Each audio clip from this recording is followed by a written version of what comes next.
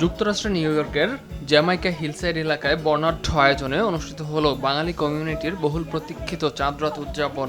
ঈদের আগের দিন আয়োজিত এই উৎসব প্রবাসী বাংলাদেশিদের জন্য পরিণত হয় এক মিলন মেলায়। এ সময় স্থানীয় বাসিন্দা ও দর্শনার্থীদের ভিড়ে মুখরিত হয়ে ওঠে পুরো এলাকা। মেহেদি, ঐতিহ্যবাহী পোশাক এবং নানা রকম মুখরোচক খাবারের স্টলগুলোতে ছিল উপচে পড়া ভিড়। প্রবাসে থেকেও দেশের ঈদের আবহ উপভোগ করতে পেরে আনন্দিত আগতরা। বাঙালিদের সংগঠন রাইভালস স্পোর্টিং ক্লাবের উদ্যোগে আয়োজিত এই অনুষ্ঠান ছিল নানা আয়োজনে সমৃদ্ধ। সঙ্গীত পরিবেশন করেন কণ্ঠশিল্পী রেশমি মির্জা, ত্রিনি হাসান, রাফসান জুয়েল, রিপন, রাজীব ভট্টাচার্য, প্রেমা ও ক্যাপ্টেন ব্যান্ড।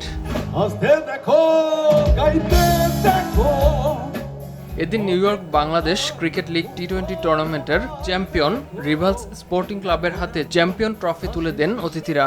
অনুষ্ঠানে দর্শকদের বিশেষ আকর্ষণের কেন্দ্রে ছিলেন অভিনেতা সজল নূর। শারমিনা সিরাজ সোনিয়ার উপস্থাপনায় শেষ পর্বের পরিবেশনায় ছিলেন হিলসাইড প্রিন্স খ্যাত হাসান, যা দর্শকদের বিশেষভাবে মুগ্ধ করে। চাঁদ রাতের এই ইভেন্টের কোঅর্ডিনেটর ছিলেন রিমেল, হাসান, তানভীর, লিটু আনাম, শাহাদি, রুবায়েত ও জুয়েল। সার্বিক সহযোগিতায় ছিলেন মিঠুন, সৌরভ, রিপন সহ অনেকে। অনুষ্ঠানের মিডিয়া পার্টনার ছিল RTV ও 52 টিভি।